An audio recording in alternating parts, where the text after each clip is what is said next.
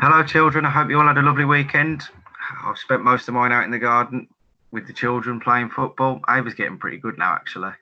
Neve would just prefer to slide down the slide and kick me when she feels like it, so that's not so much fun.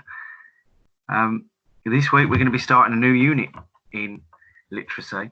It's going to be close to what you're used to doing at school with our talk for writing. Obviously, we won't be having the washing lines, though, and there are some things that we won't be able to do. But I'll try and keep it as close to what you're used to as possible. I think you're going to enjoy it. It's a good story. So let me start by just sharing my screen with you. Okay, so I've called it our Sparky Start today. There's not Walt as such. I've just got a short activity for you and then maybe some predictions. So, The King of the Fishes is a wishing tale. We've looked at wishing tales already this year. We've used Cinderella and Cinderboy, and then we've gone on to write our own. So it should be familiar to you, the plot that is followed by the story. A wish, just a reminder, is a magical request for something that you want. So Aladdin obviously wants to marry Jasmine, so he wishes all these things so that hopefully she'll fall in love with him. Cinderella wishes to go to the ball, and of course Cinderboy wished to play for his beloved royal palace.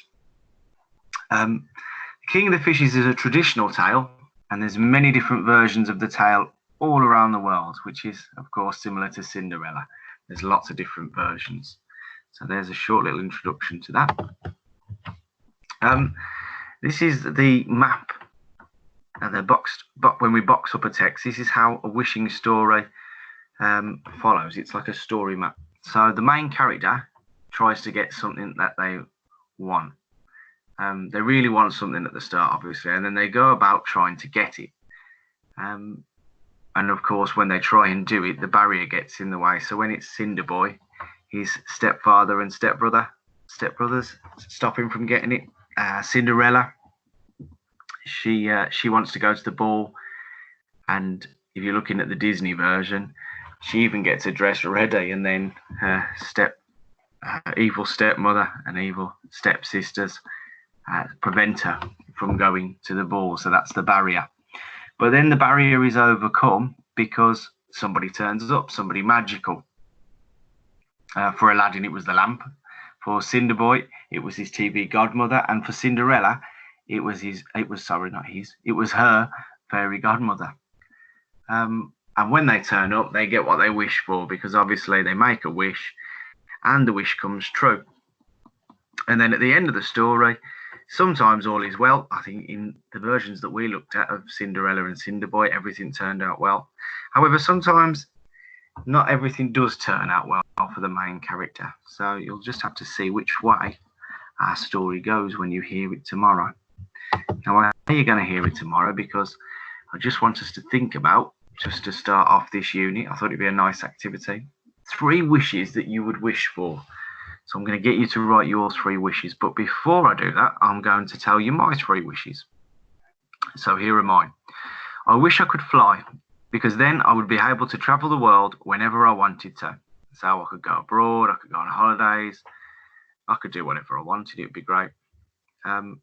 Question 2.